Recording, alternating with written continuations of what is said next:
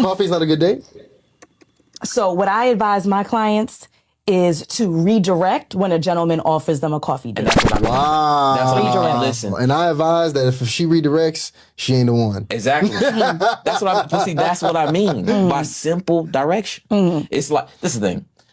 The reason why I think a woman should be open to going where the guy wants to, because if the guy's taking her on a good date, he's going to take her somewhere where he knows he's going to be respected at, where he's going to know the pricing. He's not going to take her on somewhere he can't afford. Yep. He's going to know the environment, right? But you can't afford more than coffee. Not you, but in the example, they can't afford more than coffee. But Come on. This thing, it's not about what they can afford. It's more like, why would you want even a man to make an investment that he doesn't know you? We got to have conversation. What's an investment? Give me a dollar amount. So this is the thing. Before I take you out on a, let's say $150 dinner date with some drinks and some apps, I'm going to have to at least know I'm very interested in you. At least. Let me be very, very clear. Very, very, and I mean very, very clear.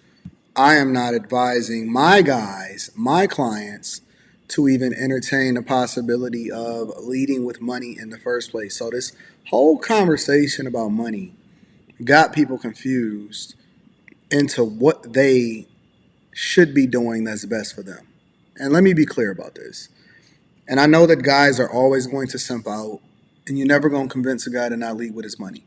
But that don't mean that you can't compete. And so this is the thing that I'm trying to convey to you guys, is that just because other guys are leading with their money does not mean that you should or that they're going to get better results than you. Let me say it one more time for the people in the back. Just because somebody is leading with their money does not mean that they're going to get the results. You're going to get a bunch of women that are leveraging you, are using you, or taking advantage of you, and are not actually looking at you as a suitable partner based off of the fact that you are who you are. They're looking at you based off of what they can get out of you. So just because a guy is leading with his money, or just because a guy is willing to pay $150, $200, $300, go and pick her up in a car with the armor all on the tires and shine it up and get it nice and clean just for her, listen, get your car nice and clean for you, because you ride in it. That's like somebody that's selling a real estate property, and I hate when I see this happen, and they fix it all up and they get all of the problems taken care of so that they can get the property sold, when they should have done that for themselves for when they were living in it so they can have the ideal experience, right? The property is for you. And then if you just so happen to sell it, then you want to make sure you get top price for it, but you're not going to have to do a whole lot to it because you're already in a good space with the property itself. Now, if you find the right buyer, or you decide that you want to move on, and that's a completely different conversation. But in reality, you're doing the thing that's best for you, and then the person that then comes into your household, they are then the beneficiary of whatever it is that you decided to put into it as a spouse or as a wife, or whatever it is that y'all want to talk about from a relationship perspective. The point of going on a coffee date is to get to know you, not try to prove to you that I'm worthy of you.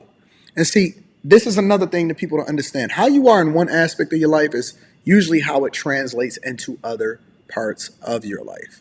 So I'll give you an example, right? People that are confident, or let's just say somebody that got a sales background, right? They understand the law of averages, the amount of people that you talk to, the amount of doors that you knock on. It's a stronger possibility that you're going to have success, because out of all of those people that do so, one of them has to say yes, right? They understand how to overcome objection.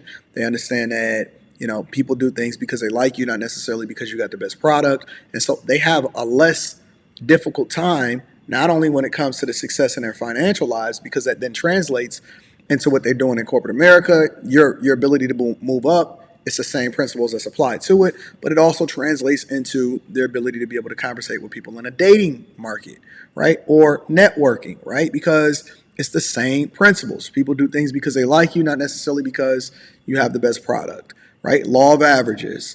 Same thing when it comes to business, right? When it comes to content creation. It's a lot of things. And I see people even in the content creation world, right? Like they may come up with a good video and that video may even go viral, but people are not there for them. They're there because they gave that one piece of good information or they went viral, but that doesn't necessarily translate into them subscribing or them continuing to come back into your content. People that rock with you, they rock with you and they're there to see you. The content is just supplemental to whatever it is that you're doing, right? And so it's the same thing with dating. And women don't understand this, that they're there for you, or they should be there for you, not to see what they can get out of you. You understand what I'm saying? When you go on a coffee date, you're removing all of the barriers, you're removing all of the hype, you're removing all of the layers, you're moving all of the bullshit so you can get to the source of whether or not we should even be wasting each other's time in the first place. When you go on an interview at your job, what a lot of people do wrong is that they go into the interview trying to impress the employer because they're moving based off of desperation, or they're moving based off of emotion. They should be going in there to have a conversation, to vet out, because the interview is also for them. You trying to figure out whether or not they're a good fit in your life. And when you move with confidence and you remove the barriers to entry, and you get down to the brass tacks of why you're there, you'll have a much greater chance at success, and they'll want you more because you're leading the right way with what you're trying to get into in the first place. They're getting down and they're trying to get past the layers. That's why it's an interview process. They have your resume. They know who you are. They know what your capabilities are. They're trying to vet out whether or not you say you are who you are, but then they're trying to understand whether or not you're a cultural fit. And so women that then advise that you then spend a bunch of money or take them to a certain restaurant, they're not for you anyway, and they don't even want what's best for you.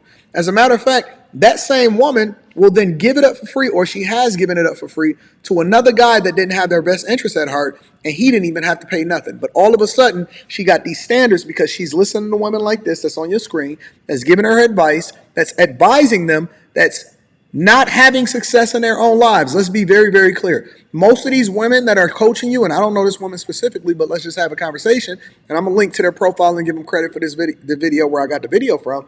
Most of these women that's having these conversations, especially on content creation platforms and social media and Instagram and TikTok, they do not have any kind of success when it comes to the lives that they're advocating for somebody else to live. They don't. They don't have the results. They're not married. They don't really understand what a relationship is. And all of them look at this the same way that women look at you, as a business. That's what hypergamy is. Hypergamy is the opportunity to get involved with somebody in the best available option possible. They're not looking for their person. They're looking for the best option. So by default, when they say that they're not willing to accept any kind of date, forget the coffee date, because I don't think you should be spending no money on any woman. When they say that they're not willing to accept any certain kind of date, that means that they are not the person that you want to spend your time around, unless you just want to bust them down for that particular night. Flat out.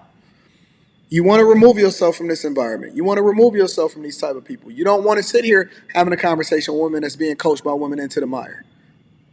They don't have anything for you. They cannot give you any value into your life, and they're leading you down a pathway that is going to be a part of your destruction. I'm just going to tell you flat out.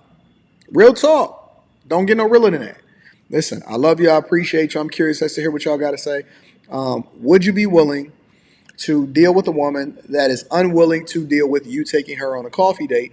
And let me also say this one thing. The guy that was giving information in this video, he's wrong too. Because you're not working your way up to it, right?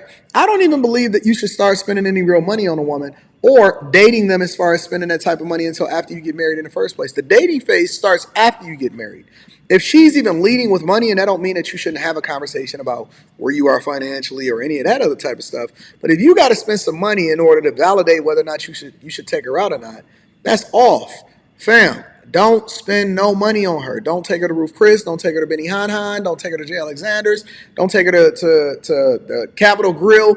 Don't take her to nowhere. Nowhere that actually causes for you to try to prove yourself, because dating is just removing the layers that allow for you to get to learn about somebody, and people don't know what they're talking about anyway. I'm curious as to what y'all think. Let me know in the comments. I love you. I appreciate you. I'll holler at you later. I'm out.